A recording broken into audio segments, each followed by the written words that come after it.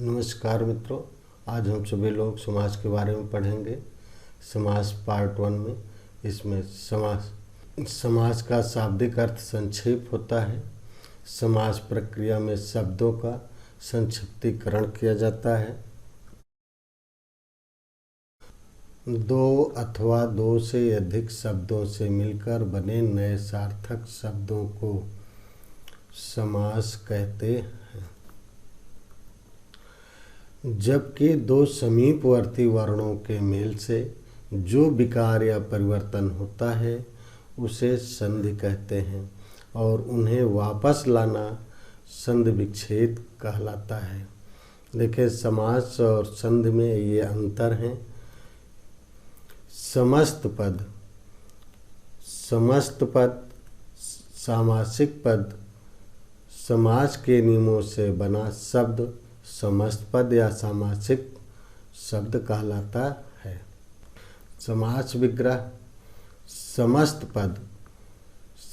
पद के सभी पदों को अलग अलग किए जाने की प्रक्रिया समास विग्रह कहलाती है। जैसे नील कमल का समास विग्रह हो जाएगा नीला है जो कमल। चौराहा का समास विग्रह हो जाएगा चार राहों का समूह। यथा संभव का समास विग्रह हो जाएगा जैसा संभव हो। समास के भेद याद करने का आसान तरीका, यानी हम याद अगर कर लें अब तक दादा, तो देखें इससे बनने वाले ये समास के शब्दों के पहले वर्ण हैं, पहले अक्षर हैं। इनसे बनने वाले जो शब्द हैं वो समास के नाम हैं। जैसे आ से अव्ययी भाव समास, बा से बहुव्रीहि समास, ता से तत्पुरुष समास, का से कर्मधारय समास, पहले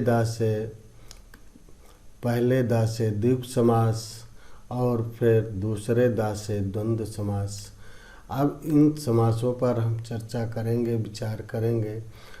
अव्ययी भाव समास में बहुव्रीहि समास और कर्मधारय समास, द्विगु समास और द्वंद्व समास, तत्पुरुष समास को हम अगले वीडियो में लेंगे।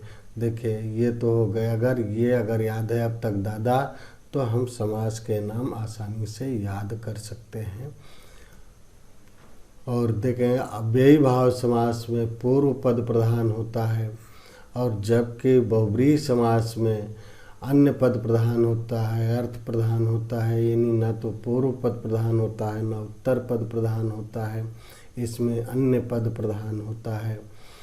और तत्पुरुष समास, कर्मधारय समास, द्विगु समास में इसमें उत्तर पद प्रधान होता है। जबकि द्वंद्व समास में दोनों पद प्रधान होते हैं। अब आ से अव्ययी भाव समास लेते हैं। जिस समास का पहला पद यानी पूर्व पद अव्यय तथा प्रधान हो उसे अव्ययी भाव समास कहते हैं। अब बात आती है अव्ययी भाव समास। आ से अव्ययी भाव समास, जिस समास का पहला पद यानी पूर्व पद अव्यय तथा प्रधान हो उसे अव्ययी भाव समास कहते हैं। तो मूल बात यह है कि अब अव्यय किसे कहेंगे, अव्यय क्या है, तो देख लें। इसके बारे में तो हमने जाना कि ऐसे अव्ययी भाव समास, जिस समास का पहला पद यानी पूर्व पद अव्यय तथा प्रधान हो उसे अव्ययी भाव समास कहते हैं। तो आइए देखते हैं अव्यय किसे कहते हैं। अव्यय उससे कहते हैं ऐसे शब्द जिनमें लिंग, वचन, पुरुष, कारक आदि के कारण कोई विकार यानी परिवर्तन नहीं आता, वह अव्यय कहलाते हैं। अव्यय का मूल स्वरूप स्थिर रहता है, कभी बदलता नहीं है। जैसे आज, कब, जब, तब, यथा, इधर, उधर, किंतु, परंतु, क्यों और अतः, इसलिए आदि ये जो है अव्यय के मूल स्वरूप हैं, मूल रूप है। अव्ययी भाव समास की पहचान नंबर 1, पहला पद अधिकतर उपसर्ग होता है, जैसे अनु, आ, प्रति, यथा, भर, यावत, हर आदि। नंबर 2, पहचान नंबर 2, जहाँ एक ही शब्द कई बार आए वहाँ भी अव्ययी भाव समास होता है, जैसे दिनों दिन, रातों रात, कभी कभी, अभी अभी आदि। देखिए जैसे कभी कभी आ गया, अभी अभी आ गया, तो लोग भूलवश वहाँ पर द्वंद्व समास कर देते हैं, किंतु द्वंद्व समास नहीं होता है। इस बात का ध्यान रखने की ज़रूरत है। ऐसे स्थान पर इन शब्दों में वहाँ पर अव्ययी भाव समास होता है। तो आइए देखते हैं पूर्व पद, उत्तर पद, समस्त पद और समास विग्रह। आइए देख लेते हैं। प्रति, दिन, प्रतिदिन, प्रतिदिन हो गया प्रत्येक दिन।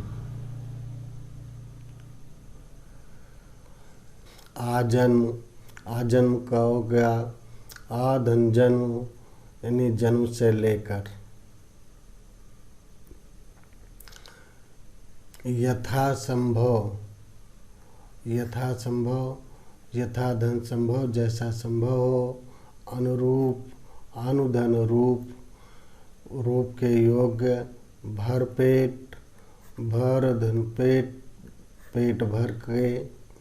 प्रतिकूल, प्रतिधनकूल, यानी इच्छा के विरुद्ध। हाथों हाथ, हाथ धन हाथ, हाथ ही हाथ समास विग्रह करने पर। बहुव्रीहि समास, जिस समस्त पद में कोई पद प्रधान नहीं होता है, दोनों पद मिलकर किसी तीसरे पद की ओर संकेत करते हैं, उसमें बहुव्रीहि समास होता है।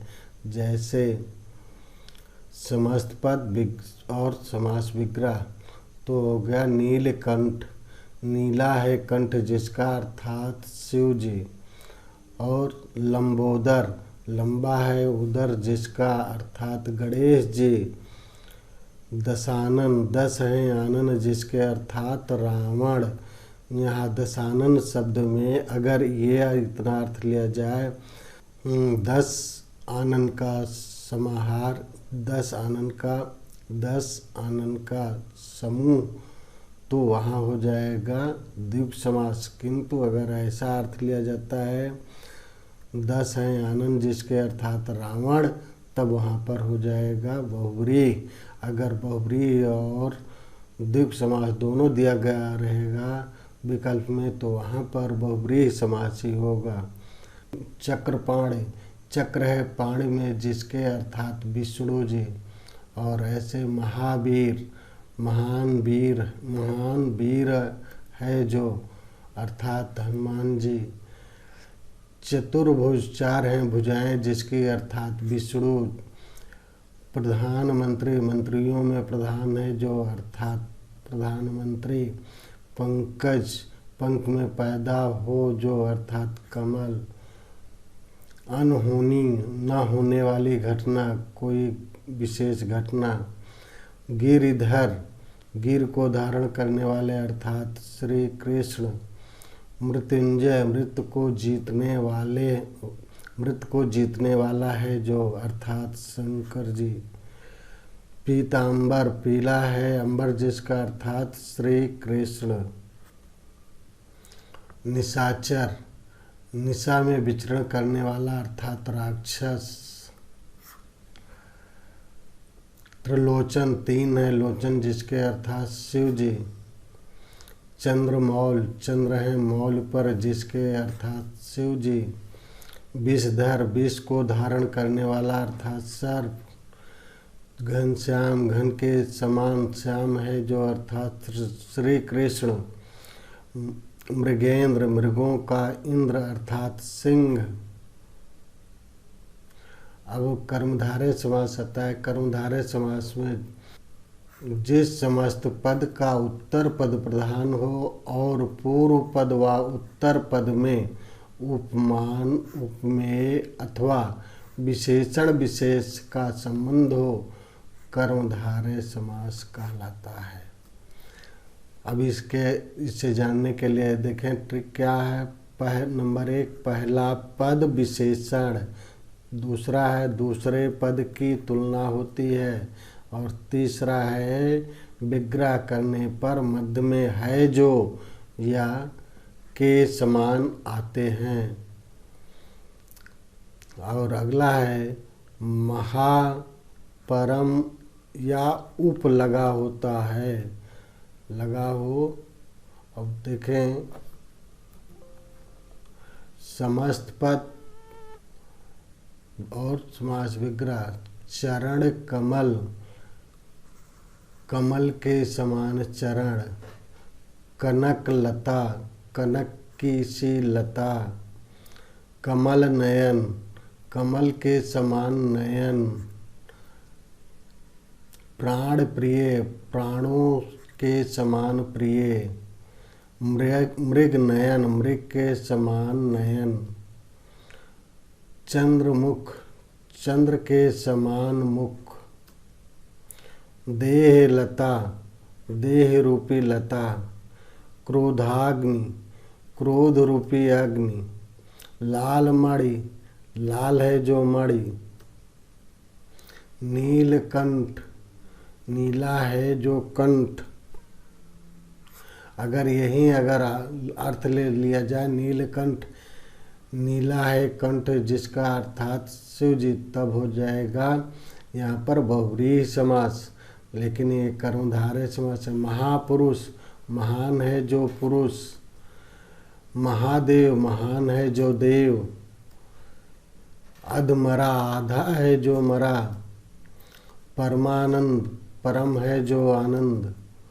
अब द्विगु समास लेते हैं। द्विगु समास में जिस समस्त पद का पूर्व पद संख्यावाची विशेषण हो वह द्विगु समास कहलाता है। इसमें समूह या समाहार का ज्ञान होता है। आइए देखते हैं ट्रिक क्या है। पहला पद संख्यावाची होता है, पहले पद में संख्या होती है। उदाहरण देखते हैं। समस्त पद और विग्रह। सप्त सिंधु, 7 सिंधुओं का समूह।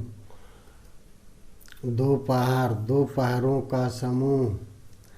त्रिलोक, 3 लोकों का समाहार। चौराहा, 4 राहों का समूह। नवरात्र, 9 रात्रियों का समूह। सप्तर्षि या सप्तऋषि, 7 ऋषियों का समूह। पंचमढ़ी, 5 मढ़ियों का समूह। सप्ताह, 7 दिनों का समूह। त्रिकोण, 3 कोणों का समाहार। तिरंगा, 3 रंगों का समूह। द्वंद्व समास लेते हैं। द्वंद्व समास में जिस समस्त पद के दोनों पद प्रधान हो तथा विग्रह करने पर और अथवा या एवं लगता हो वह द्वंद्व समास कहलाता है। यानी दोनों पदों के बीच प्रायः योजक चिन्ह का प्रयोग होता है। उदाहरण देख लें। समस्त पद विग्रह। माता पिता, माता और पिता। पति पत्नी, पति और पत्नी। नदी नाले, नदी और नाले। पाप पुण्य, पाप और पुण्य। सुख दुख, सुख और दुख। गुण दोष, गुण और दोष। देश विदेश, देश और विदेश।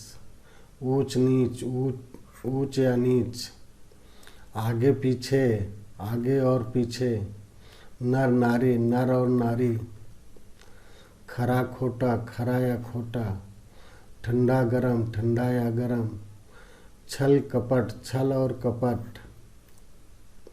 अपना पराया, अपना और पराया। राधा कृष्ण, राधा और कृष्ण। नमस्कार मित्रों, इस वीडियो में इतना ही। अगले वीडियो में हम लोग पुनः उपस्थित होंगे अगले पार्ट में। जो शेष बचा हुआ है उस पार्ट को यानी तत्पुरुष समास को उसमें बताएंगे। इस वीडियो को लाइक करें, शेयर करें, सब्सक्राइब, अगर नए हैं तो सब्सक्राइब करें।